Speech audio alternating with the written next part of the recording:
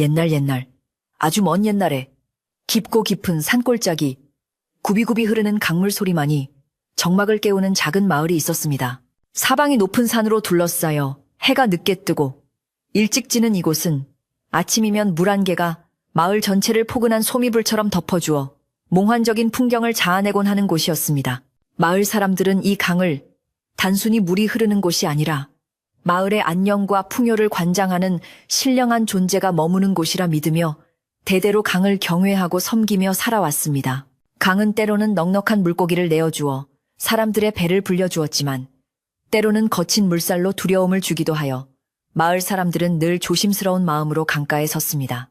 이 마을에는 무연이라는 이름이 붙어 있었는데 이는 안개가 춤추는 곳이라는 뜻을 품고 있었으며 실제로 비가 오려 하거나 날이 흐린 날이면 강에서 피어오른 안개가 마을의 지붕을 넘실거려 마치 구름 속의 집들이 떠있는 듯한 착각을 불러일으키곤 했습니다. 마을의 중심에는 아주 오래된 느티나무 한 그루가 마을을 지키는 수호신처럼 서 있었고 그 아래 평상에는 노인들이 모여 앉아 강물의 색깔을 보고 날씨를 점치거나 옛 이야기를 나누며 시간을 보내곤 했습니다.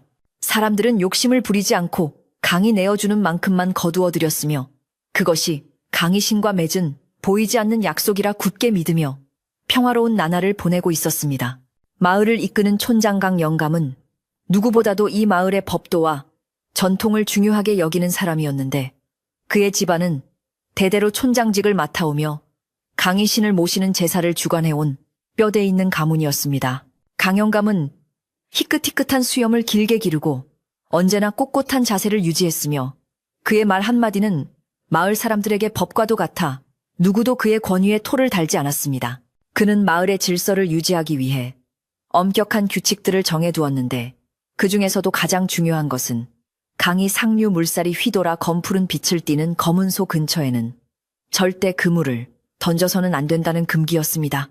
그곳은 강의 신이 휴식을 취하는 침소라 여겨져 사람의 발길조차 닿는 것을 불경하게 여겼기 때문입니다. 강영감에게는 50이 넘어 얻은 늦둥이 아들이 하나 있었는데 이름은 산이라 지어 산처럼 듬직하고 건강하게 자라기를 바라는 마음을 담았습니다. 산이는 강영감 부부에게 있어 세상 무엇과도 바꿀 수 없는 귀한 보물이었으며 마을 사람들도 촌장의 대를 이을 아이라 하여 모두가 한마음으로 귀여워하고 아꼈습니다. 아이는 맑은 눈망울을 가지고 있었고 웃을 때면 양볼의 깊은 보조개가 패어보는 이들로 하여금 절로 미소 짓게 만드는 재주가 있는 사랑스러운 소년이었습니다. 강영감은 엄격한 촌장이었지만 아들 산이 앞에서만큼은 근엄한 표정을 풀고 어린아이처럼 장난을 치기도 하는 영락없는 아들, 바보 아버지였습니다. 어느 해 여름 유난히 장마가 길어지고 강물이 불어 마을 전체가 눅눅한 습기로 가득 차 있을 무렵 건강하던 산이가 갑자기 시름시름 앓기 시작했습니다. 처음에는 그저 가벼운 감기라 여겨 따뜻한 미음을 먹이고 이불을 덮어 재웠으나 아이의 열은 떨어지기는커녕 불덩이처럼 치솟아 밤새 헛소리를 하며 끙끙 앓는 지경에 이르렀습니다. 강영감의 아내는 수건을 차가운 우물물에 적셔 밤새도록 아이의 이마를 닦아주었지만 열기는 식을 줄 모르고 아이의 작은 몸을 바짝바짝 태워 들어갔습니다. 마을에서 용하다는 의원을 불러 침도 놓고 약도 다려 먹였으나 산이의 병세는 조금도 차도가 없이 날이 갈수록 깊어만 갔습니다. 집안에는 무거운 침묵과 근심만이 감돌았고 강영감은 밤마다 마당에 나가 정화수를 떠놓고 천지신명과 강의 신에게 아들의 병을 낫게 해달라고 비는 것 외에는 할 수 있는 일이 아무것도 없었습니다. 아이의 숨소리는 점점 거칠어졌고 맑던 눈동자는 초점을 잃고 흐릿해져만 가 이를 지켜보는 부모의 가슴은 새까맣게 타들어가 재가 될 지경이었습니다. 마을 사람들도 촌장댁의 불행을 자신의 일처럼 안타까워하며 좋은 약초를 구하면 제일 먼저 강영감 댁으로 달려오곤 했지만 그 어떤 정성도 죽음의 문턱을 넘나드는 아이를 붙잡기에는 역부족인 듯 보였습니다. 그러던 어느 날 밤 마을을 지나가던 이름 모를 떠돌이 약초꾼이 강영감의 사정을 듣고는 조심스럽게 집을 찾아와 아이의 상태를 살피게 되었습니다. 그는 아이의 맥을 짚어보고 눈꺼풀을 뒤집어 보더니 고개를 절레절레 흔들며 이 병은 일반적인 약으로는 고칠 수 없는 물열이라는 희귀한 병이라고 말했습니다. 강영감이 지푸라기라도 잡는 심정으로 약초꾼의 옷자락을 붙잡고 제발 아이를 살릴 방법을 알려달라고 애원하자 약초꾼은 한참을 망설이다가 아주 어렵게 입을 열어 비방을 하나 일러주었습니다.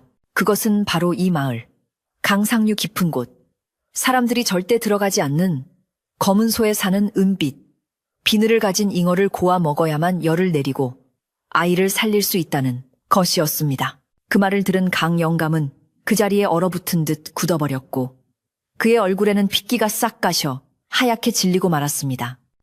검은 소는 마을의 금기 중에서도 가장 엄격하게 지켜지는 성역으로 그곳에 그물을 던지는 것은 곧 강희신에 대한 도전이자 마을 전체의 재앙을 불러올 수 있는 대죄였기 때문입니다. 강영감은 평생을 그 금기를 지키고 사람들에게 가르치며 살아온 장본인이었기에 약초꾼의 말은 그에게 아들을 살릴 희망이 아니라 또 다른 절망과 고뇌를 안겨주는 잔인한 선고나 다름없었습니다. 그는 떨리는 목소리로 다른 방법은 없느냐고 재차 물었지만 약초꾼은 안타까운 눈빛으로 고개를 저으며 짐을 챙겨 떠나버렸습니다. 그날 밤 강영감은 잠을 이루지 못한 채 아이의 머리맡을 지키며 깊은 시름에 잠겨 있었는데 아이는 열에 들떠 가쁜 숨을 몰아쉬며 아버 물 하고 쉰 목소리로 애타게 아버지를 찾았습니다. 고통스러워하는 아들의 모습을 지켜보는 영감의 마음은 갈기갈기 찢어지는 듯했고 촌장으로서의 책임감과 아버지로서의 부정 사이에서 그는 처절한 갈등을 겪어야만 했습니다. 밖에서는 굵은 빗줄기가 처마 끝을 때리며 주룩주룩 내리고 있었고 멀리서 들려오는 강물 소리는 마치 그를 비웃기라도 하듯 거세게 으르렁거리고 있었습니다. 아내는 부어오른 눈으로 남편을 바라보며 아무 말도 하지 못했지만 그녀의 간절한 눈빛은 제발 무슨 짓이라도 해서 아들을 살려달라고 애원하고 있었습니다. 시간은 속절없이 흘러 새벽이 다가오고 있었고 아이의 숨소리는 점점 더 희미해져 금방이라도 끊어질 듯 위태로워 보였습니다. 강영감은 마침내 결단을 내린 듯 자리에서 벌떡 일어났는데 그의 눈빛은 더 이상 흔들리지 않았으나 깊은 슬픔과 비장함이 서려 있었습니다. 그는 헛간으로 들어가 오랫동안 쓰지 않아 먼지가 뽀얗게 앉은 낡고 질긴 그물을 꺼내 들었고 비옷을 걸쳐 입으며 마음속으로 강의 신에게 용서를 구하는 기도를 올렸습니다. 신이시여, 이 못난 아비가 자식을 살리기 위해 평생의 맹세를 어기려 합니다. 모든 벌은 이 몸이 다 받을 터이니 부디 어린 생명만은 굽어 살펴 주시옵소서. 마을은 칠흑 같은 어둠 속에 잠겨 있었고 빗줄기는 더욱 거세져 한 치 앞도 분간하기 어려울 정도였지만 강영감은 익숙한 발걸음으로 강가를 향해 나아갔습니다. 빗물에 젖은 흙길은 미끄러웠고 강바람은 차갑게 살을 파고들었지만 아들을 살려야 한다는 일념 하나로 그는 거침없이 발걸음을 옮겼습니다. 마을 어귀를 지나 상류로 올라갈수록 강물 소리는 점점 더 웅장하고 위압적으로 변해갔고 짙은 안개가 그의 앞길을 막아서듯 자욱하게 피어올랐습니다. 평소 같았으면 감히 접근할 생각조차 하지 못했을 금지된 구역이었지만 지금 그에게는 두려움보다 자식을 잃을지도 모른다는 공포가 더 컸기에 멈출 수가 없었습니다.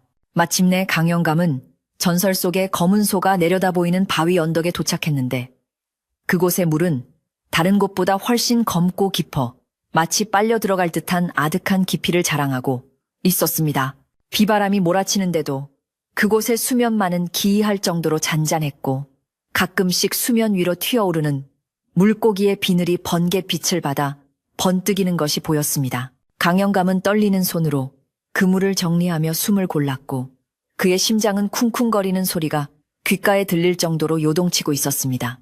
그는 주위를 다시 한번 살피며 아무도 보는 이가 없음을 확인한 후 조심스럽게 바위 아래로 내려가 물가에 섰습니다. 차가운 강물이 발목을 적시자 소름이 돋아올랐고 마치 누군가 물속에서 자신의 발목을 잡는 듯한 섬뜩한 기분이 들었지만 그는 애써 그 느낌을 무시하며 그물을 쥔 손에 힘을 아고 주었습니다. 산아, 조금만 기다려라. 아비가 꼭 약을 구해서 갈게. 그는 속으로 되뇌며 있는 힘껏 그물을 허공으로 던졌고 그물은 허공에서 넓게 펼쳐지며 첨벙하는 소리와 함께 검은 물속으로 빨려 들어갔습니다. 그 소리는 고요한 새벽 공기를 가르며 유난히 크게 울려 퍼졌고 강영감은 죄책감과 기대감이 뒤섞인 복잡한 심정으로 그물줄을 단단히 잡고 숨을 죽였습니다. 잠시 후 묵직한 느낌이 손끝에 전해져 왔고 강영감은 직감적으로 무언가 큰 것이 걸렸음을 알 수 있었습니다. 그는 조심스럽게 그러나 다급하게 그물을 당기기 시작했는데 물속의 저항이 만만치 않아 온몸의 근육이 팽팽하게 긴장되었습니다. 빗물과 땀으로 범벅이 된 채 한참을 씨름한 끝에 마침내 그물이 수면 위로 떠올랐고 그 안에는 약초꾼의 말대로 눈이 부시도록 은빛으로 빛나는 거대한 잉어 한 마리가 파닥거리고 있었습니다. 그 신비로운 자태는 보는 이를 압도할 만큼 아름다웠지만 동시에 어딘가 모르게 서늘한 기운을 풍기고 있어 강영감은 잠시 주춤할 수밖에 없었습니다. 강영감은 떨리는 손으로 잉어를 그물에서 꺼내 바구니에 담았는데 잉어는 마치 사람처럼 그를 빤히 쳐다보는 듯한 묘한 눈빛을 하고 있어 섬뜩함이 느껴졌습니다. 하지만 그는 그런 기분을 느낄 새도 없이 서둘러 그물을 챙기고 발자국을 지우며 도망치듯 그곳을 빠져나왔습니다. 돌아오는 길 내내 등 뒤에서 누군가 자신을 부르는 듯한 환청이 들리고 숲속의 나무들이 자신을 향해 손가락질을 하는 것만 같아 그는 몇 번이나 뒤를 돌아보며 식은땀을 흘려야 했습니다. 집에 도착했을 때 그의 옷은 비와 땀으로 흠뻑 젖어 있었고 얼굴은 흙탕물로 얼룩져 있었지만 바구니 속에 담긴 은비늘, 잉어만을 생명줄처럼 꼭 껴안고 있었습니다. 아내는 남편이 돌아온 기척에 방문을 열고 나왔다가 남편의 엉망이 된 몰골과 바구니 속의 물고기를 보고는 사태를 짐작하고 입을 틀어막으며 눈물을 흘렸습니다.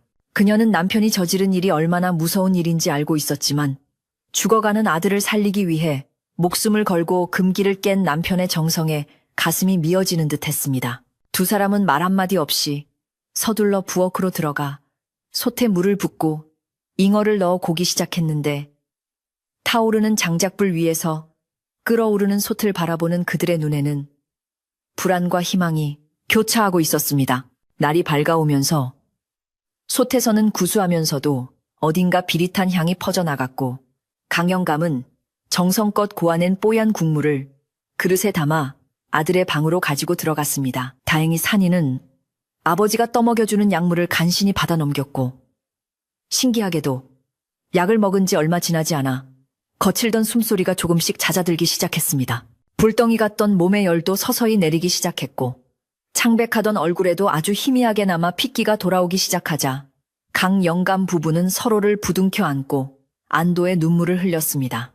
아들이 살아난 기쁨에 취해 강영감은 잠시 자신이 저지른 죄와 앞으로 닥쳐올지도 모를 재앙에 대해 까맣게 잊고 있었습니다. 창밖에는 밤새 내리던 비가 그치고 아침 해가 떠오르고 있었지만 마을을 감싸고 있는 안개는 평소보다 더욱 짙고 어두운 빛을 띠고 있었습니다. 그날 이후 산이는 기적처럼 자리를 털고 일어나 예전의 맑은 미소를 되찾았고 집안에는 다시 웃음꽃이 피어나기 시작했습니다. 마을 사람들도 촌장의 아들이 완쾌되었다는 소식에 진심으로 기뻐하며 축하 인사를 건넸고 강영감은 그들에게 감사의 뜻을 전하면서도 마음 한구석에 자리 잡은 불안감을 떨쳐낼 수가 없었습니다. 아들이 건강을 되찾은 것은 더할 나위 없이 기쁜 일이었지만 그 대가로 자신이 강의 신과의 맹세를 어겼다는 사실은 그의 가슴을 짓누르는 무거운 돌덩이와도 같았습니다. 그는 밤마다 악몽에 시달리며 식은땀을 흘렸고 꿈속에서 검은 물속으로 끝없이 가라앉는 자신을 발견하곤 쏘스라치게 놀라 깨어나곤 했습니다. 그러던 어느 날부터인가 평화롭던 마을의 기이한 일들이 하나둘씩 일어나기 시작했는데 가장 먼저 변화를 감지한 것은 마을의 우물과 강물이었습니다.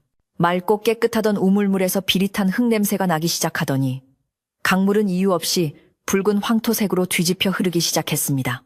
마을 아낙네들은 빨래터에서 이상한 냄새가 난다며 수군거렸고 강가에 나갔던 어부들은 빈 그물을 걷어 올리며 고개를 갸웃거렸습니다.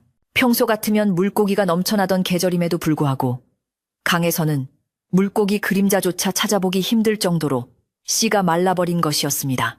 이러한 변화는 단순한 자연현상이 아닌 듯 보였고 마을의 노인들은 곰방대를 두드리며 혀를 차기 시작했습니다. 허허, 강물이 심상치 않아. 무언가 단단히 화가 난 게야.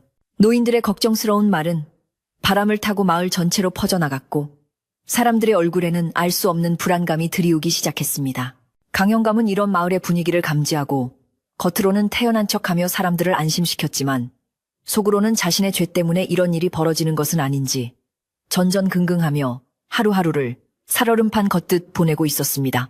그는 강가에 나가는 횟수를 줄이고 집안에 머무는 시간이 많아졌으며 혹시라도 누가 자신의 비밀을 알게 될까봐 대문을 굳게 걸어 잠그는 날이 많아졌습니다. 그러던 중 마을의 촌로이자 지혜로운 할머니로 통하는 버들 할멈이 지팡이를 짚고 강영감의 집을 찾아왔습니다.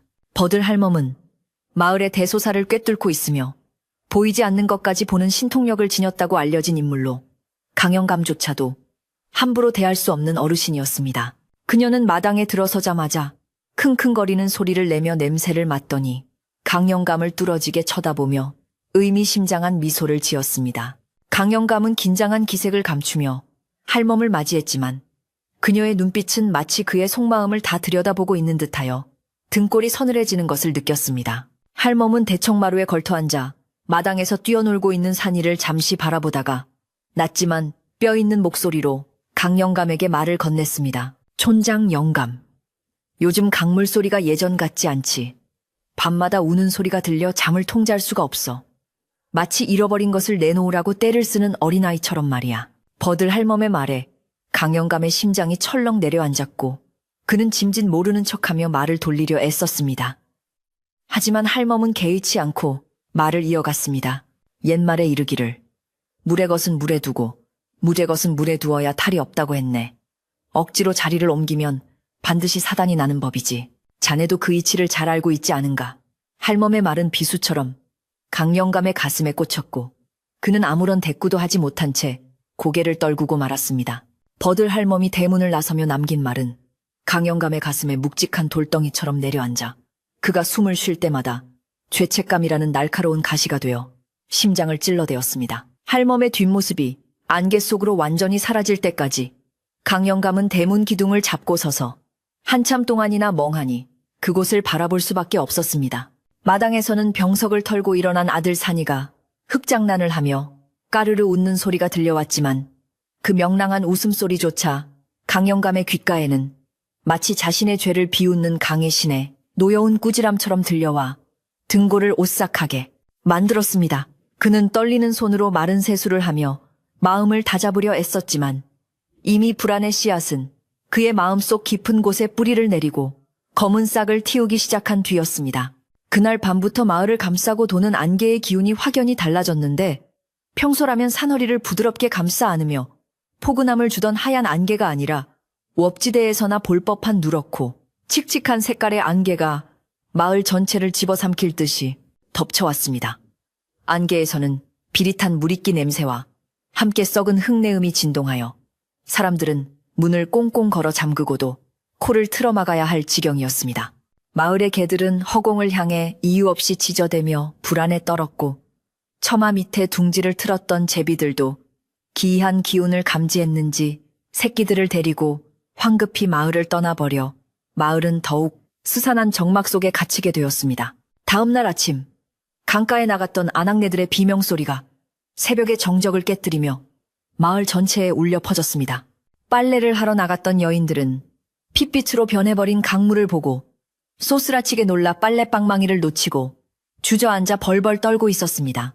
맑고 투명하여 바닥에 조약돌까지 훤히 들여다보이던 강물이 마치 누군가 엄청난 양의 진흙과 핏물을 쏟아부은 것처럼 붉고 탁하게 변해 소용돌이치고 있었던 것입니다. 강물은 더 이상 평화롭게 흐르지 않고 마치 갇혀있던 맹수가 울부짖듯이 거친 소리를 내며 강둑을 넘실거려 보는 이들로 하여금 본능적인 공포를 느끼게 만들었습니다. 소식을 듣고 달려온 마을 장정들과 노인들은 믿을 수 없는 광경에 입을 다물지 못하고 그저 망연자실하게 강물을 바라볼 뿐이었습니다.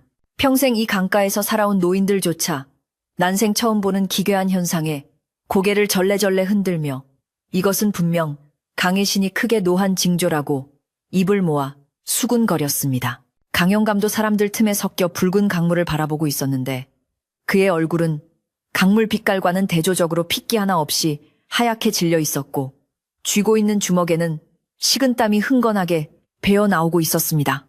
그는 사람들이 자신의 떨리는 손을 볼까봐 황급히 뒷짐을 지고는 짐짓 태연한 척하며 헛기침을 하여 사람들의 주의를 환기시켰습니다. 다들 너무 동요하지 마시오.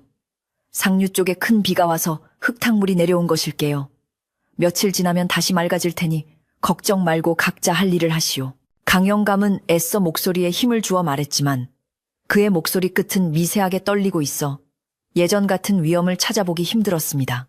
마을 사람들은 촌장의 말에 안도하는 듯 하면서도 여전히 의구심 가득한 눈빛을 거두지 못한 채 삼삼오오 모여 웅성거렸습니다. 상류 쪽에 비가 왔다고 하기에는 하늘이 너무나 맑았고 단순히 흙탕물이라 하기에는 강에서 풍겨 나오는 악취가 너무나도 역하고 불길했기 때문이었습니다. 하지만 재앙은 단순히 강물의 색깔이 변하는 것에서 그치지 않고 마을 사람들의 생계인 고기잡이에도 심각한 타격을 입히기 시작했습니다.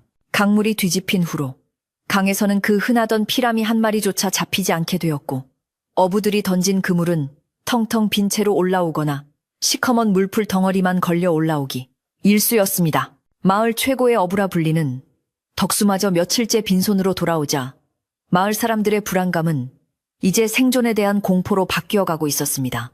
고기를 잡아 장터에 내다 팔아 생계를 유지하던 집들은 당장 끼니를 걱정해야 할 처지에 놓이게 되었고 마을 인심마저 흉흉해지기 시작했습니다. 어느 날 저녁 덕수가 술에 취해 촌장인 강영감의 집 마당으로 비틀거리며 들어와 고래고래 소리를 지르며 난동을 부리는 일이 벌어졌습니다. 촌장님, 이게 도대체 무슨 변고란 말입니까? 강이 죽었어요. 강이 우리가 뭘 잘못했기에 신령님이 노하셔서 밥줄을 끊어놓느냐 말입니다.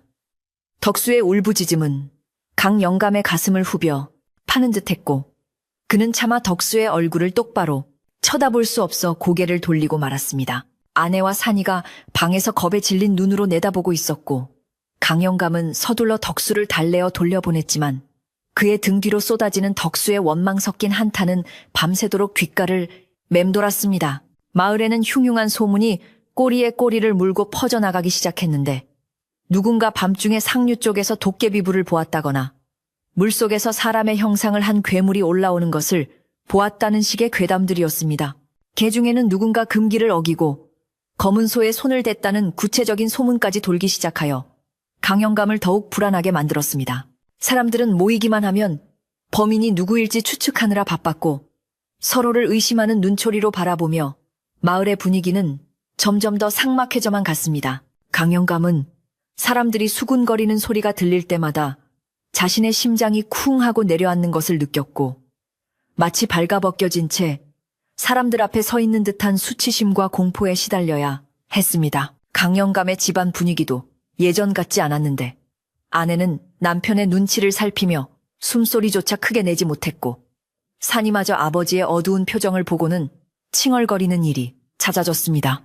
아내는 부엌에서 밥을 짓다가도 한숨을 푹푹 내쉬었고 강영감의 밥그릇에 숟가락을 꽂아놓고는 몰래 눈물을 훔치기도 했습니다.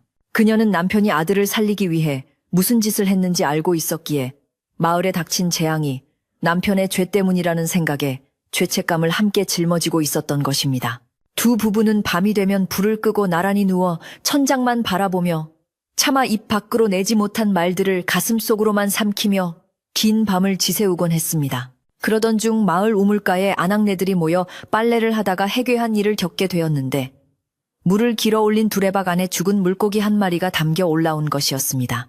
그런데 그 물고기의 생김새가 예사롭지 않아 비늘은 듬성듬성 빠져있고 눈은 튀어나올 듯 붉게 충혈되어 있었으며 입은 기괴하게 비틀려 마치 고통에 몸부림치다 죽은 듯한 모습을 하고 있었습니다. 아낙네들은 기겁을 하며 물동이를 엎어버렸고 그 소식을 들은 마을 사람들은 우물가로 몰려들어 흉측한 물고기를 보며 혀를 찼습니다. 우물물은 마을 사람들의 식수원이었기에 우물마저 오염되었다는 사실은 마을 전체에 큰 충격을 안겨주었습니다. 이 사건을 계기로 마을 사람들의 분노와 공포는 극에 달하게 되었고 급기야 마을 회관에 모여 대책회의를 열자는 의견이 나오게 되었습니다. 강영감은 촌장으로서 회의를 주재해야만 하는 입장이었기에 피하고 싶은 마음이 굴뚝 같았지만 어쩔 수 없이 무거운 발걸음을 옮겨 회관으로 향했습니다. 회관 안은 이미 많은 사람들로 북적이고 있었고 덥고 습한 공기 속에는 사람들의 땀 냄새와 불안한 기운이 뒤섞여 숨이 막힐 지경이었습니다. 강 영감이 자리에 앉자 사람들의 시선이 일제히 그에게 쏠렸고 그 시선들은 마치 화살촉처럼 날카롭게 그의 양심을 겨누고 있었습니다. 회의가 시작되자마자 성난 목소리들이 여기저기서 터져 나왔는데 대부분은 하루빨리 제사를 지내 강희 신을 달래야 한다는 주장이었습니다. 촌장님, 당장 내일이라도 소를 잡고 구판을 벌여야 합니다. 이러다가는 우리 마을 다 죽습니다. 한 청년이 핏대를 세우며 소리쳤고 다른 사람들도 동조하며 고개를 끄덕였습니다. 강 영감은 식은땀을 흘리며 그들의 말을 경청하는 척했지만 속으로는 제사를 지낸들 자신의 죄가 사라지지 않을 것이라는 사실을 누구보다 잘 알고 있었기에 절망감만 깊어갈 뿐이었습니다. 그는 억지 미소를 지으며 알겠네 나를 잡아 정성껏 죄를 올리도록 하세하고 얼버무렸지만 목소리에는 힘이 하나도 실리지 않았습니다. 그때 회관 구석에 조용히 앉아있던 버들 할멈이 지팡이로 바닥을 쿵쿵 두드리며 천천히 몸을 일으켰습니다. 좌중은 순식간에 조용해졌고 모두의 시선이 할멈에게로 향했습니다. 할멈은 쭈글쭈글한 눈으로 강 영감을 빤히 쳐다보며 갈라지는 목소리로 입을 열었습니다.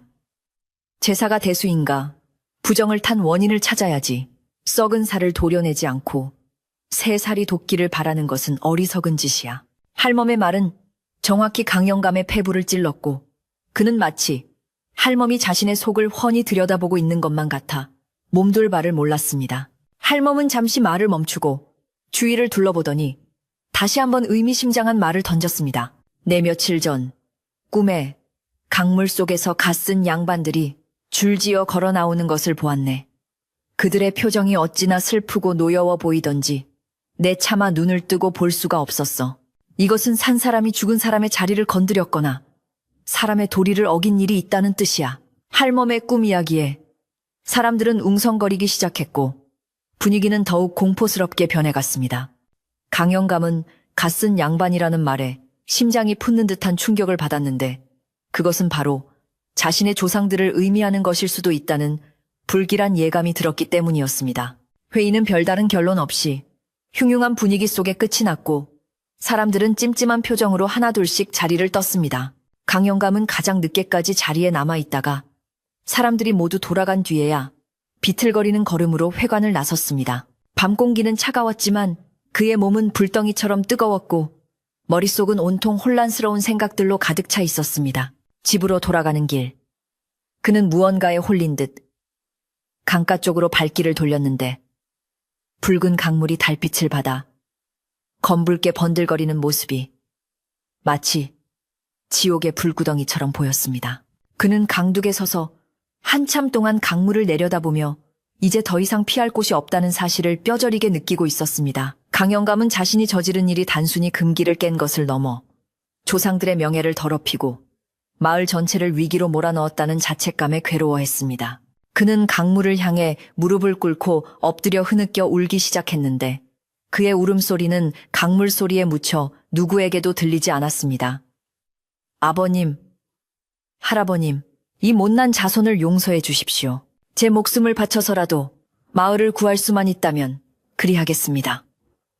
그는 땅을 치며 통곡했지만 강물은 그저 무심하게 흐를 뿐 아무런 대답도 들려주지 않았습니다. 밤바람이 그의 젖은 옷자락을 흔들었고 멀리서 올빼미 우는 소리가 처량하게 들려와 그의 슬픔을 더욱 깊게 만들었습니다. 그날 밤 강 영감은 기이한 꿈을 꾸었는데 꿈속에서 그는 다시 검은 소 앞에 서 있었습니다.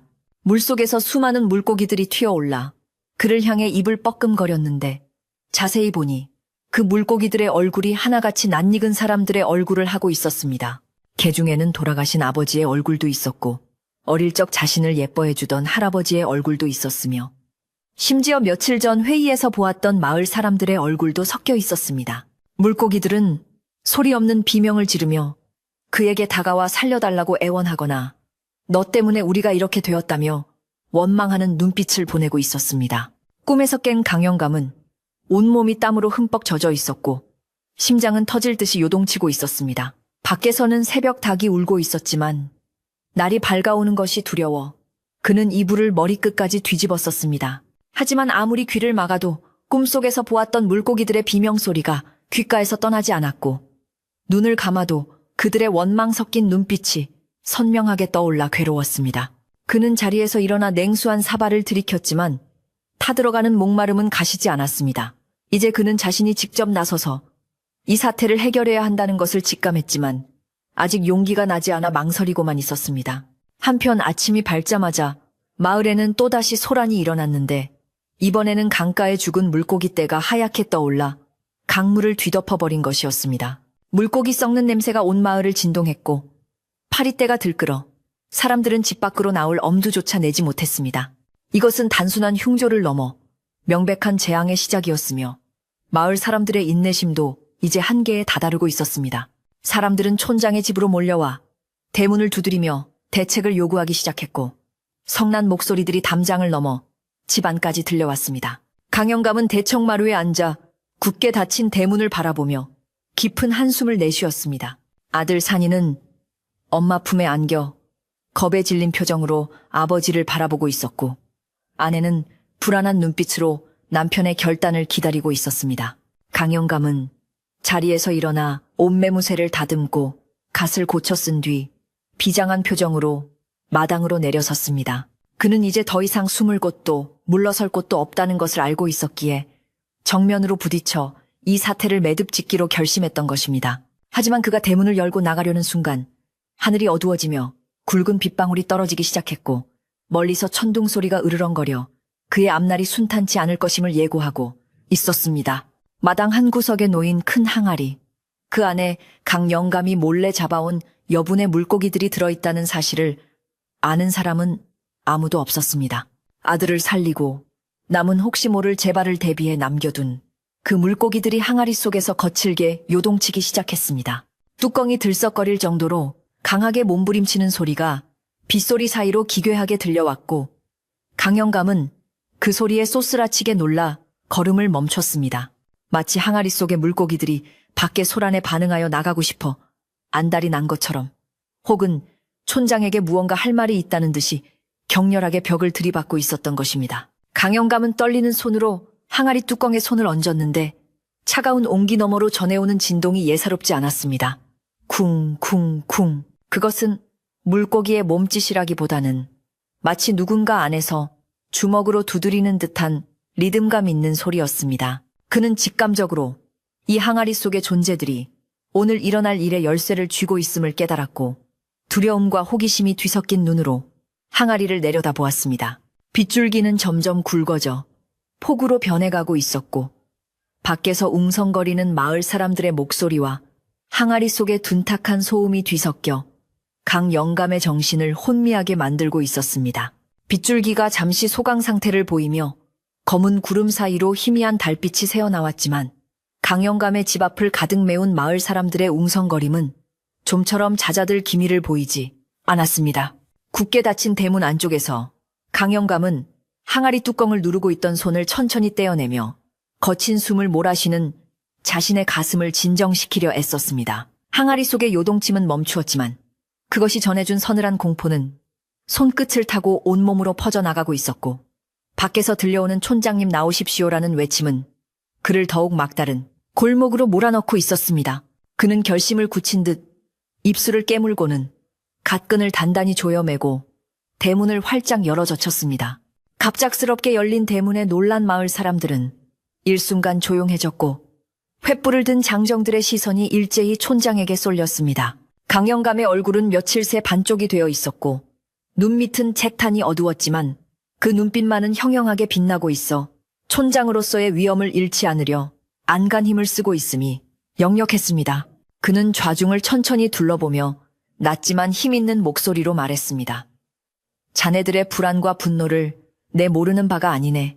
이 모든 변고가 촌장인 나의 부덕함에서 비롯된 것이니 내 직접 강으로 나가 신령님의 뜻을 묻고 해결책을 찾아오겠네. 사람들은 촌장의 갑작스러운 제안에 술렁거리며 서로의 얼굴을 쳐다보았습니다. 이 밤중에 위험합니다. 촌장님 강물이 저리 사나운데 배를 띄우다니요. 덕수가 앞으로 나서며 만류했지만 강영감은 단호하게 고개를 저었습니다. 아니네. 내가 직접 확인해야 할 것이 있어. 강물이 왜 붉게 변했는지, 물고기들이 왜 죽어나가는지 그 원인을 내 눈으로 직접 보고 오겠다는 말일세. 그의 말에는 거역할 수 없는 비장함이 서려 있어 더 이상 누구도 그를 말리지 못했습니다. 강영감은 삿갓을 눌러쓰고 비옷을 챙겨 입은 뒤 횃불 하나에 의지하여 어둠이 짙게 깔린 강가로 향했습니다. 마을 사람들은 걱정스러운 눈빛으로 그의 뒤를 따랐지만 강영감은 나루터에 도착하자 사람들에게 더 이상 따라오지 말라고 손짓했습니다. 나루터에는 강영감이 젊은 시절부터 사용해온 낡은 목선 하나가 외롭게 묶여 있었는데 강물에 부딪히는 배의 몸체가 삐걱거리는 소리를 내며 마치 주인을 기다린 듯 흔들리고 있었습니다.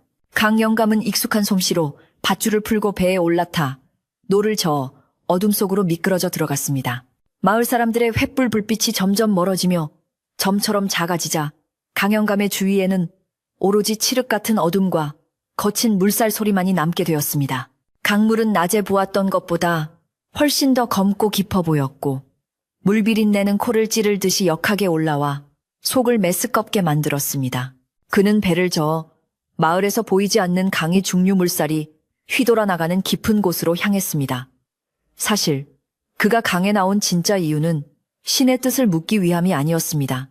그는 자신의 죄를 덮기 위해, 아니, 어쩌면 확인하기 위해 나온 것이었습니다. 항아리 속에 물고기들이 보인 기이한 반응과 버들 할멈의 꿈 이야기가 머릿속을 떠나지 않아 그는 다시 한번 그물을 던져 물속의 상황을 확인하고 싶었던 것입니다.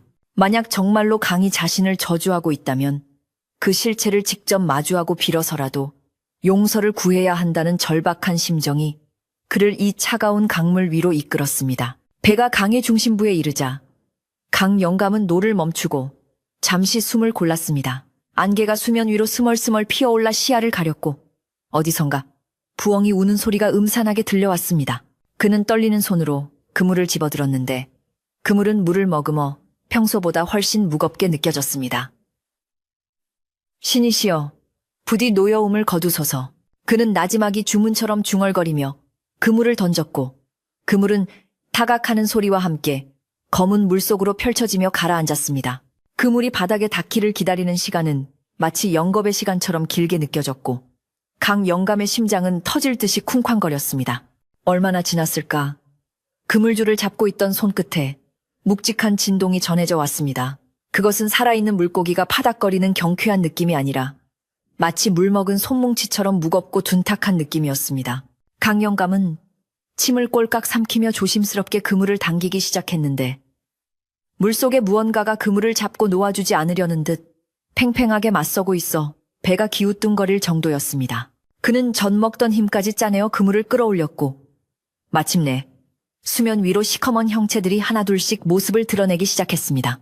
횃불을 가까이 대고 그물 안을 들여다본 강영감은 순간 헉하고 숨을 들이키며 뒤로 낮아빠질 뻔했습니다. 그물 안에는 크기가 어린아이만한 물고기들이 가득 들어차 있었는데 그들의 생김새는 그가 평생 보아온 어떤 물고기와도 달랐습니다. 비늘은 썩은 나무 껍질처럼 거칠었고 지느러미는 갈갈이 찢겨 너덜거리고 있었지만 가장 충격적인 것은 바로 그들의 얼굴이었습니다. 물고기의 머리 부분에는 분명 사람의 이목구비와 흡사한 형상이 자리 잡고 있었는데 툭 튀어나온 이마와 움푹 들어간 눈, 그리고 찢어진 입이 영락없는 사람의 얼굴을 하고 있었던 것입니다.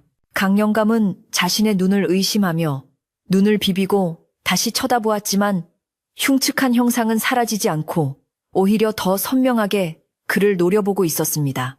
공포에 질린 강영감이 횃불을 더욱 가까이 대자 물고기들 중 한 마리가 입을 벙긋거리며 기괴한 소리를 내기 시작했습니다. 그것은 물고기가 낼 수 있는 소리가 아니었습니다. 으어. 마치 깊은 우물 속에서 사람이 신음하는 듯한 혹은 억울하게 죽은 귀신이 통곡하는 듯한 소름 끼치는 소리였습니다. 강영감은 온몸에 소름이 돋아 오르는 것을 느끼며 비명을 지르고 싶었지만 목소리가 목구멍에 걸려 나오지 않았습니다. 그때 가장 큰 물고기 한 마리가 그물 사이로 고개를 내밀고 강영감과 눈을 마주쳤습니다. 그 물고기의 눈은 핏발이 서 있었고 주름진 얼굴은 슬픔과 분노로 일그러져 있었는데 강영감은 그 얼굴을 보는 순간 심장이 뱉는 듯한 충격을 받았습니다. 그것은 다름 아닌 10년 전에 돌아가신 자신의 아버지의 얼굴과 너무나도 닮아 있었기 때문입니다. 아버지 특유의 굵은 눈썹과 고집스러운 인매가 물고기의 얼굴에 그대로 박제된 듯 선명하게 남아 있었고 그 눈은 마치 살아생전 엄하게 꾸짖던 그 눈빛 그대로 강영감을 쏘아보고 있었습니다.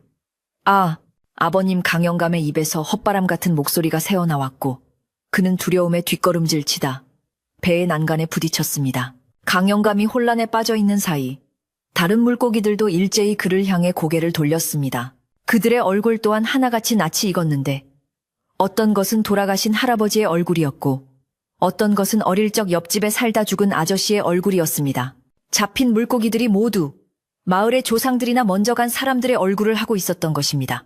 그들은 입을 모아 웅얼거리며 강영감에게 무언가를 말하려 하고 있었는데 그 소리들이 합쳐져 마치 저주의 주문처럼 강영감의 귓가에 윙윙거렸습니다.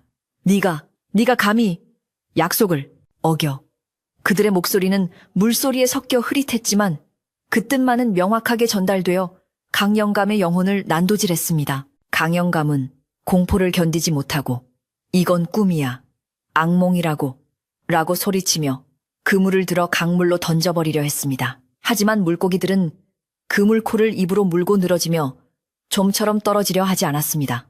오히려 물속에서 또 다른 인면어 렛면류들이 몰려들어 배 주위를 빙빙 돌며 수면 위로 튀어오르기 시작했습니다. 배 밑바닥을 쿵쿵 들이받는 소리가 들려왔고 배는 금방이라도 뒤집힐 듯이 심하게 요동쳤습니다. 강영감은 미친 사람처럼 노를 휘두르며 물고기들을 떼어내려 했지만 그럴수록 조상들의 얼굴을 한 물고기들은 더욱 슬픈 표정을 지으며 그를 바라볼 뿐이었습니다. 잘못했습니다. 제가 잘못했습니다. 제발 저리 가십시오. 강영감은 울부짖으며 바닥에 주저앉아 빌었지만 인면어들의 포위망은 점점 좁혀져 왔습니다. 그때 아버지의 얼굴을 한 물고기가 그물에서 빠져나와 배 위로 펄떡거리며 뛰어올랐습니다. 그 물고기는 강영감의 발치에서 고통스럽게 입을 뻐끔거리며 사람의 말로 또렷하게 내 아들아 라고 부르는 것이었습니다. 그 목소리는 너무나도 그리운 아버지의 목소리였기에 강영감은 공포 속에서도 왈칵 눈물을 쏟고 말았습니다. 아버지는 아들을 살리려다 아버지를 낚아올린 꼴이 되어버린 자신의 처지가 너무나도 기가 막히고 원통했습니다. 하지만 감상에 젖어 있을 시간은 없었습니다. 배 주위로 몰려든 수많은 인면어들이 배 안으로 뛰어들 기세였고 강물은 점점 거칠게 소용돌이치고 있었습니다. 강영감은 이대로 있다가는 물귀신이 될지도 모른다는 본능적인 공포에 사로잡혀 서둘러 배 위로 올라온 물고기를 다시 그물에 담아 뱃머리에 묶어두고 노를 저어 도망치기 시작했습니다. 그는 이 괴물 같은 물고기들을 마을로 가져가서는 안 된다고 생각했지만 동시에 이것들을 그냥 강에 버리고 갔다가는 더 큰 화를 입을 것 같다는 모순된 생각에 사로잡혀 있었습니다. 아니, 어쩌면 이것들을 어떻게든 처리해서 증거를 인멸해야 한다는 생각뿐이었는지도 모릅니다. 노를 젓는 강영감의 팔은 경련이 일어날 듯 아팠고 온몸은 식은땀과 강물로 흠뻑 젖어 있었습니다. 배 뒤로는 여전히 인면어떼가 하얀 물거품을 일으키며 쫓아오고 있었고 그들의 웅얼거리는 소리는 환청처럼 계속해서 그를 괴롭혔습니다. 가까스로 나루터에 도착한 강영감은 허둥지둥 배를 묶고 그물에 담긴 물고기들을 큰 삿갓으로 덮어가린 채 바구니에 옮겨 담았습니다. 바구니는 돌덩이처럼 무거웠고 안에서는 여전히 꺼내줘. 답답해 하는 작은 신음소리들이 새어나오고 있었습니다. 마을은 쥐 죽은 듯 조용했고 간간히 개 짖는 소리만이 멀리서 들려올 뿐이었습니다. 강영감은 도둑고양이처럼 살금살금 마을길을 지나 집으로 향했는데 혹시라도 누가 볼까봐 연신 주위를 두리번거렸습니다. 그의 심장은 죄책감과 공포로 터질 것만 같았고 바구니를 맨 어깨는 천근만근 무거웠습니다. 집에 도착한 그는 대문을 조심스럽게 열고 들어가 아내와 아들이 깰세라 숨을 죽이며 뒤뜰로 향했습니다. 뒤뜰에는 쓰지 않는 깊은 우물이 하나 있었는데 그는 일단 물고기들을 그곳에 숨겨두고 날이 밝는 대로 산속에 묻어버릴 요량이었습니다. 그는 바구니를 우물가에 내려놓고 뚜껑을 열어 물고기들을 우물 속으로 쏟아부으려 했습니다. 하지만 달빛에 비친 물고기들의 얼굴을 다시 보는 순간 차마 그럴 수가 없었습니다. 아버지의 얼굴, 할아버지의 얼굴을 한 물고기들이 애처로운 눈빛으로 그를 올려다보고 있었기 때문입니다. 강영감은 털썩 주저앉아 머리를 감싸 쥐고 괴로워했습니다. 어찌해야 한단 말인가? 내가 도대체 무슨 짓을 저지른 것인가? 그는 우물가에 쭈그리고 앉아 한참을 흐느껴 울었고 그러는 사이 새벽이 밝아오고 있었습니다. 피로와 긴장이 한꺼번에 몰려와 그는 우물가에 기댄 채 잠시 정신을 잃고 말았습니다. 얼마나 지났을까? 아침밥을 짓기 위해 일찍 일어난 아내가 뒤뜰로 나왔습니다. 그녀는 우물가에 쓰러져 있는 남편을 보고 깜짝 놀라 달려왔습니다. 여보, 여기서 뭐 하시는 거예요? 밤새 어딜 다녀오신 거예요? 아내는 남편을 흔들어 깨우려다 남편 옆에 놓인 바구니에서 이상한 소리가 나는 것을 들었습니다. 젖은 거적대기로 덮여있는 바구니 안에서 물을 줘 하는 희미한 목소리가 들려왔던 것입니다. 아내는 소스라치게 놀라 뒷걸음질 쳤지만 호기심과 두려움에 이끌려 떨리는 손으로 거적대기를 들추어 보았습니다. 그 순간 아내의 입에서 처절한 비명이 터져 나왔습니다. 우차하하.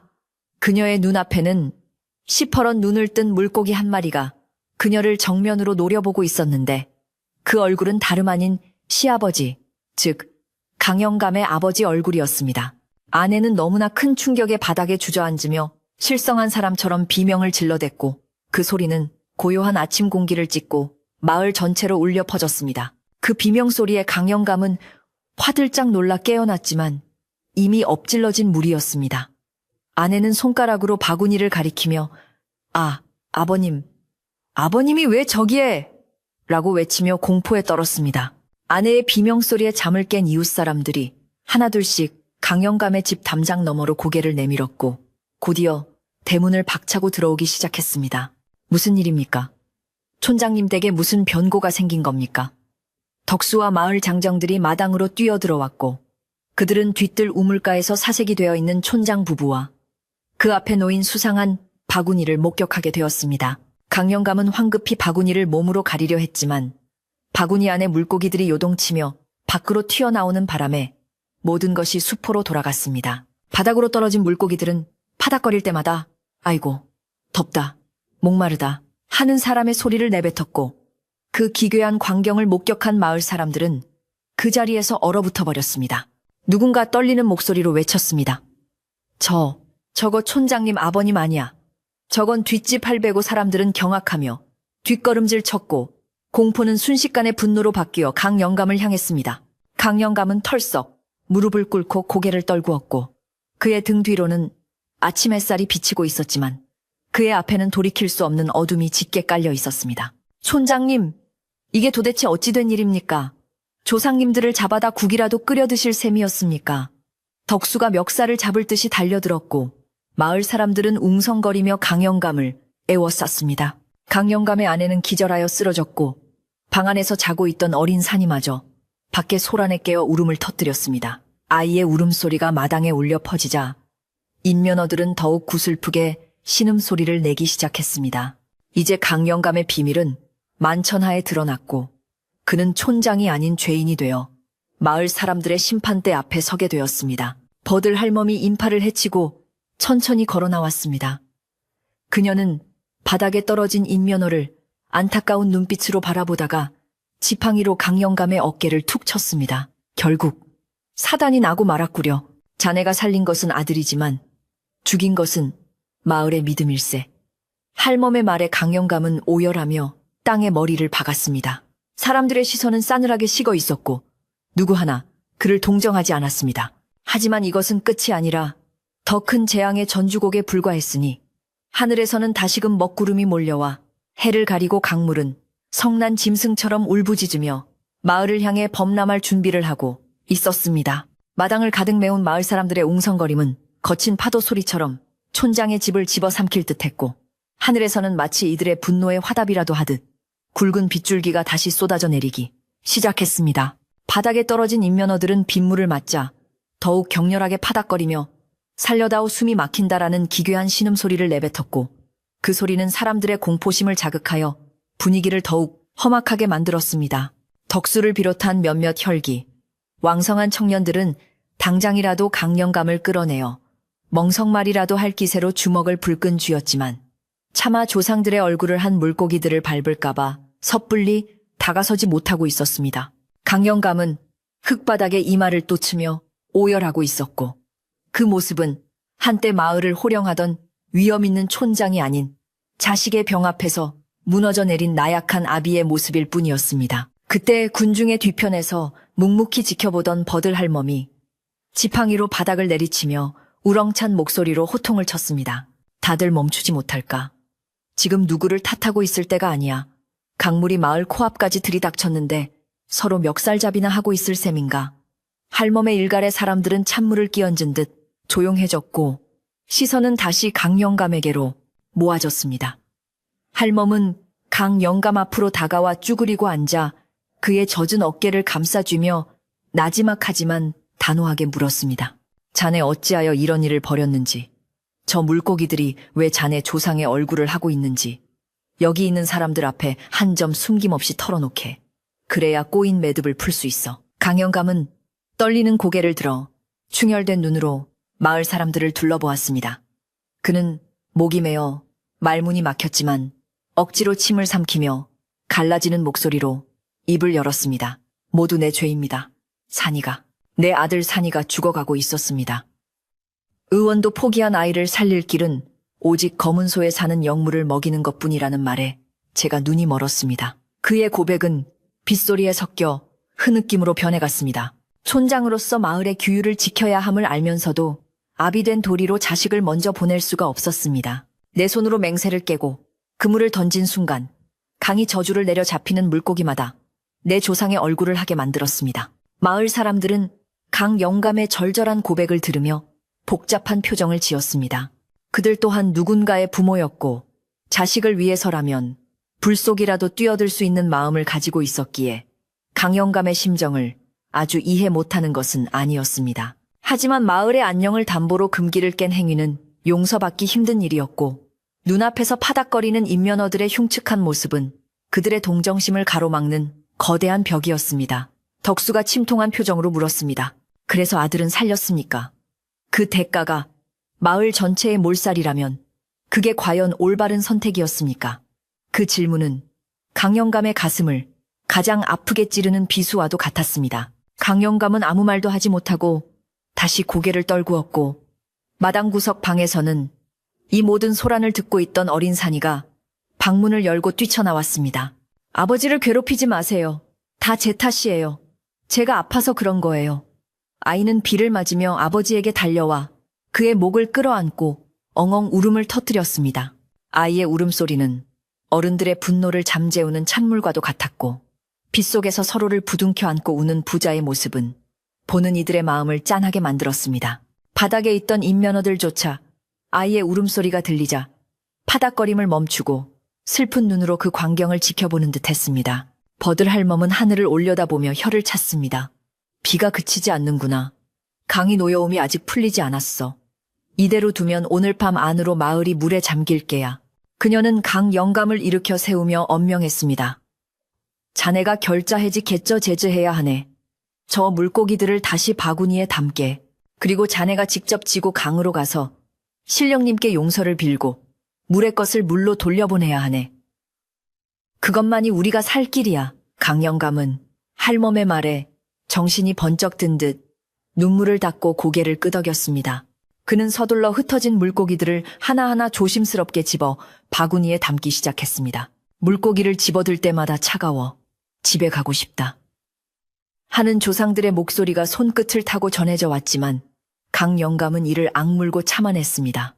이것은 단순한 물고기가 아니라 자신의 죄업이자 동시에 자신이 짊어져야 할 업보였기 때문입니다. 그가 물고기를 다 담고 바구니를 등 뒤로 매자 마을 사람들도 하나둘씩 횃불을 다시 집어들고 길을 트기 시작했습니다. 누구도 강영감을 돕겠다고 나서지는 않았지만 그렇다고 그를 비난하며 막아서지도 않았습니다. 그저 묵묵히 그의 뒤를 따라 강가로 향하는 행렬이 만들어졌고 이는 마치 죄인을 처형장으로 보내는 행렬 같기도 하고 마을의 재앙을 씻어내러 가는 제사 행렬 같기도 했습니다. 강가에 도착하니 상황은 생각보다 훨씬 심각했습니다. 붉은 강물은 이미 둑을 넘실거리고 있었고 거친 파도는 마을 어귀의 나무들을 집어삼킬 듯이 위협적으로 포효하고 있었습니다. 강바람은 서 있기조차 힘들 정도로 거세게 불어 횃불들이 위태롭게 흔들렸습니다. 강영감은 나루터 앞 물이 가장 거세게 휘몰아치는 곳에 멈춰 섰습니다. 그는 바구니를 내려놓고 주위의 돌들을 모아 작은 재단을 쌓기 시작했습니다. 비에 젖은 돌들은 미끄러웠고 손은 떨렸지만 그는 정성을 다해 돌탑을 쌓아 올렸습니다. 마을 사람들은 숨을 죽이고 그 모습을 지켜보았고 오직 빗소리와 강물 소리만이 공간을 채웠습니다. 재단이 완성되자 강영감은 품에서 챙겨온 흰쌀 한 줌을 꺼내 재단 위에 뿌리고 납작 엎드려 절을 올렸습니다. 흙탕물에 무릎이 잠기고 이마가 깨져 피가 흘렀지만 그는 멈추지 않고 9번의 절을 올렸습니다. 그리고는 다시 바구니를 들고 강물 속으로 걸어 들어가기 시작했습니다. 차가운 강물이 발목을 지나 무릎 허벅지까지 차올랐지만 그는 멈추지 않았습니다. 사람들은 위험에 그만 들어가라고 소리쳤지만 강영감에게는 그 소리가 들리지 않는 듯 했습니다. 그는 자신이 강이 제물이 되어서라도 이 노여움을 풀어야 한다고 생각했습니다. 물이 가슴께까지 차오르자 강영감은 바구니의 뚜껑을 열고 물고기들을 강물에 놓아주기 시작했습니다. 가십시오. 부디 가셔서 편안히 쉬십시오. 이 못난 자손이 지은 죄는 제가 다 안고 가겠습니다. 그가 눈물을 흘리며 물고기들을 놓아주자 기이한 일이 벌어졌습니다. 강물에 풀려난 인면어들이 바로 도망치지 않고 강영감의 주위를 빙빙 돌기 시작한 것입니다. 수십 마리의 물고기들이 떼를 지어 그를 감싸고 돌았는데 그들의 얼굴에서 뿜어져 나오는 희미한 빛이 검은 강물을 환하게 비추었습니다. 그리고 물고기들의 눈에서 맑은 액체가 흘러나와 강물과 섞였는데 그것은 분명 눈물이었습니다. 그 순간 강물 한가운데서 거대한 소용돌이가 일더니 물기둥이 하늘로 치솟았습니다. 마을 사람들은 비명을 지르며 뒷걸음질 쳤지만 강영감은 피하지 않고 그 광경을 똑바로 바라보았습니다. 물기둥 속에서 웅장하고 깊은 목소리가 울려 퍼졌습니다. 내 이놈, 감히 맹세를 어기고 나의 잠을 깨웠느냐. 그것은 강희신의 목소리였습니다. 강영감은 물속에서 무릎을 꿇고 외쳤습니다. 죽을 죄를 지었습니다. 오직 자식을 살리고자 하는 욕심에 눈이 멀었습니다. 제 목숨을 거두어 가시고 부디 마을 사람들과 제 가족만은 살려주십시오.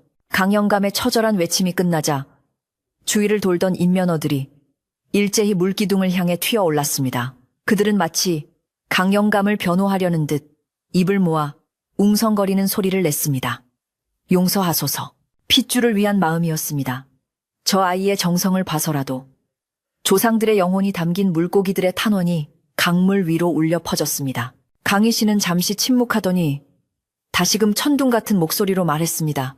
너의 죄는 무거우나 그 부정후칭 이 하늘에 닿았고 조상들의 탄원이 간절하니 내 이번 한 번만은 눈 감아 주겠노라. 허나 그 죄값은 네가 평생 짊어지고 살아야 할 것이다. 신의 목소리가 사라짐과 동시에 거짓말처럼 비가 그치고 먹구름이 걷히기 시작했습니다. 강영감의 주위를 돌던 인면어들은 하나둘씩 본래의 물고기 모습으로 돌아왔습니다.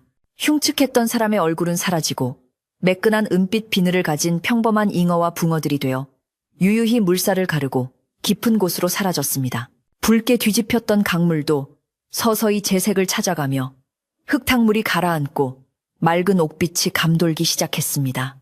강영감은 그 자리에 주저앉아 엉엉 소리내어 울었고 그의 울음은 슬픔이라기보다는 안도와 참회에 가까웠습니다. 지켜보던 마을 사람들도 그제야 긴장을 풀고 안도의 한숨을 내쉬었습니다.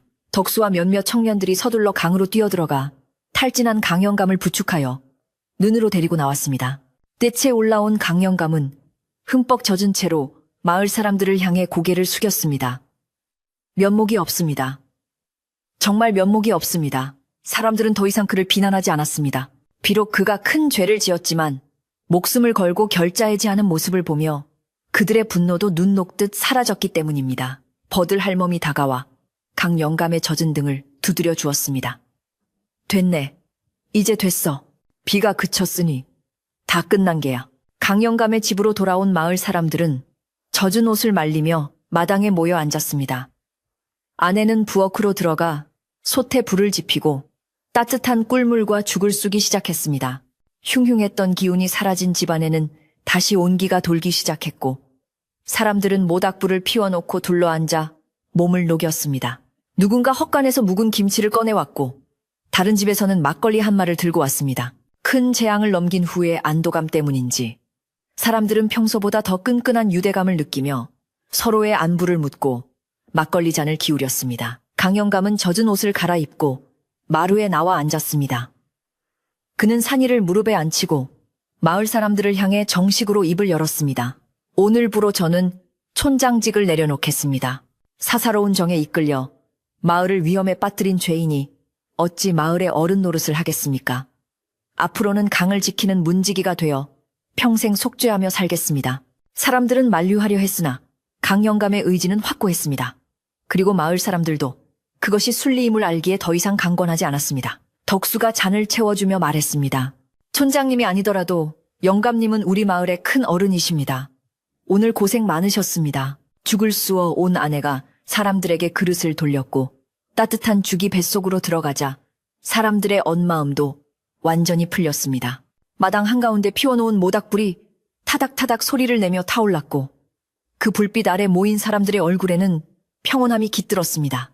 산이는 아버지의 품에서 꾸벅꾸벅 졸이기 시작했고 강영감은 아이의 등을 토닥이며 밤하늘을 올려다보았습니다. 구름 사이로 드러난 보름달이 마을을 환하게 비추고 있었고 멀리서 들려오는 강물 소리는 이제 성난 맹수의 포효가 아닌 어머니의 자장가처럼 부드럽고 잔잔하게 들려왔습니다. 마을 사람들은 밤이 깊도록 자리를 뜨지 않고 이야기꽃을 피웠습니다.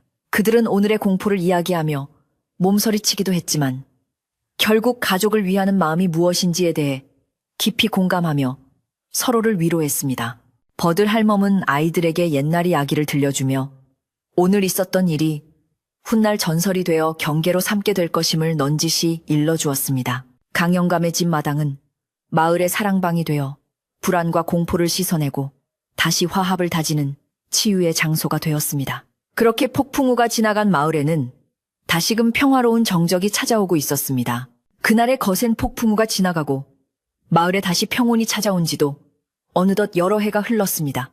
계절은 부지런히 오고 가며 마을의 풍경을 바꾸어 놓았고 강물이 범람했던 자리는 언제 그랬냐는 듯 무성한 갈대숲이 우거져 바람이 불 때마다 은빛 물결을 이루었습니다. 마을 사람들의 기억 속에서 인면허의 공포는 조금씩 흐릿해져 전설 같은 이야기가 되었지만 그날의 교훈만큼은 모두의 가슴에 깊이 새겨져 강을 대하는 태도가 예전보다 훨씬 더 경건하고 조심스러워졌습니다. 이제 무연 마을 사람들은 강을 단순히 물고기를 잡는 곳이 아니라 함께 살아가야 할 이웃이자 모셔야 할 어른처럼 여기게 되었습니다. 강영감은 약속대로 촌장직을 내려놓고 강가에 작은 오두막을 짓고 살기 시작했습니다. 그는 매일 새벽 누구보다 먼저 일어나 강가로 나가 밤새 떠밀려온 부유물을 치우고 흐트러진 둑을 보수하는 일로 하루를 시작했습니다. 화려한 갓과 비단옷 대신 낡은 무명옷을 입고 밀짚 모자를 쓴 그의 모습은 영락없는 늙은 어부였지만 마을 사람들은 그를 볼 때마다 촌장 시절보다 더 깊은 존경의 눈빛을 보냈습니다. 그는 더 이상 명령하는 사람이 아니라 묵묵히 행동으로 보여주는 마을의 큰 어른이 되어 있었던 것입니다. 강영감의 얼굴에 깊게 패여있던 고뇌의 주름은 세월과 함께 편안한 미소 주름으로 바뀌어갔고 그의 눈빛은 강물처럼 깊고 맑아졌습니다. 아들 산이는 아버지의 사랑과 희생 덕분에 그 누구보다 건강하고 씩씩한 청년으로 자라났습니다. 어릴 적 병약했던 모습은 온데간데 없이 사라지고 구릿빛 피부에 단단한 어깨를 가진 산이는 아버지를 도와 강희를 도맡아 하는 듬직한 일꾼이 되었습니다. 산이는 아버지가 자신을 위해 어떤 일을 겪었는지 잘하면서 모두 전해 들었기에 아버지에 대한 효심이 지극할 뿐만 아니라 강에 대한 마음가짐 또한 남달랐습니다. 그는 그물을 던질 때도 치어들은 반드시 놓아주었고 욕심을 부려 많이 잡으려는 사람들을 보면 정중하게 타이르는 등 아버지의 뜻을 이어받아 강이 파수꾼 역할을 톡톡히 해냈습니다. 어느 맑은 가을날 오후 강가에는 황금빛 햇살이 부서져 내리고 있었고 강바람은 서늘하면서도 상쾌한 기운을 품고 불어왔습니다.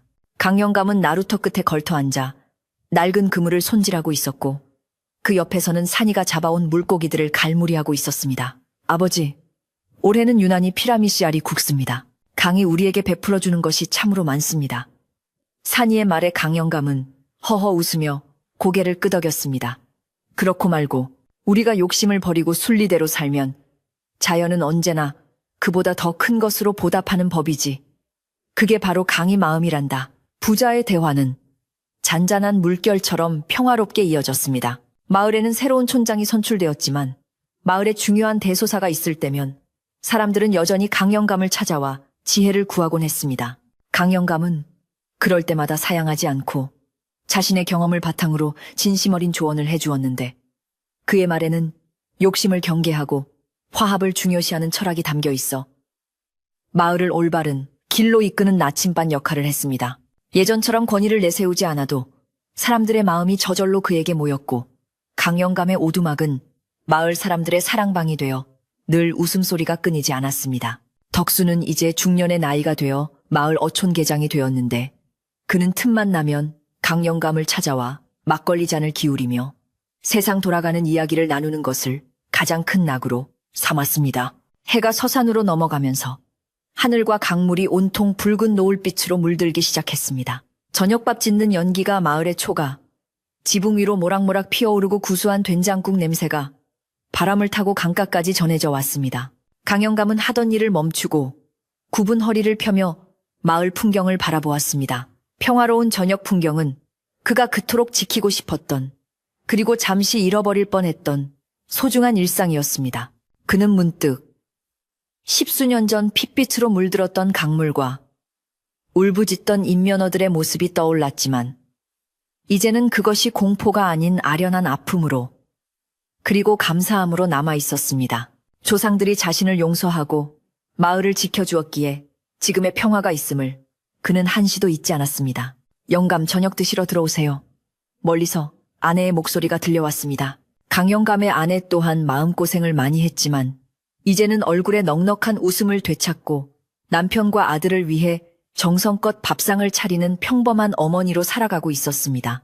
강영감은 가마 금방 가리다라고 대답하고는 주섬주섬 도구를 챙겨 일어났습니다. 산이가 다가와 아버지의 짐을 대신 받아들며 제가 들겠습니다. 아버지 어서 가시지요. 하고 앞장섰습니다. 든든한 아들의 뒷모습을 바라보는 영감의 마음은 밥을 먹지 않아도 배가 부른 듯 흐뭇했습니다. 집에 도착하니 마당 평상에는 소박하지만 정갈한 저녁상이 차려져 있었습니다. 갓 지은 팹쌀밥에서는 윤기가 자르르 흘렀고 밭에서 금방 따온 호박잎 쌈과 강된장 그리고 산이가 잡아온 쏘가리 매운탕이 보글보글 끓고 있었습니다. 세 식구는 평상에 둘러앉아 숟가락을 들었습니다.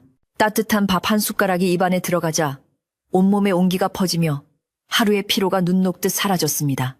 특별한 반찬은 없었지만 가족이 함께 얼굴을 마주하고 웃으며 먹는 이 한 끼의 식사야말로 세상 어떤 진수성찬보다 귀하고 맛있는 것이었습니다.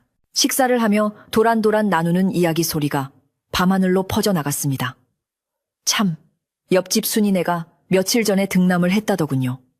마을의 경사가 겹칩니다. 아내의 말에 강영감은 빙그레 웃으며 대답했습니다. 허허, 그거 참 잘된 일이구먼. 내일 아침에 강가에 나가 가장 좋은 잉어 한 마리를 잡아다 줘야겠어.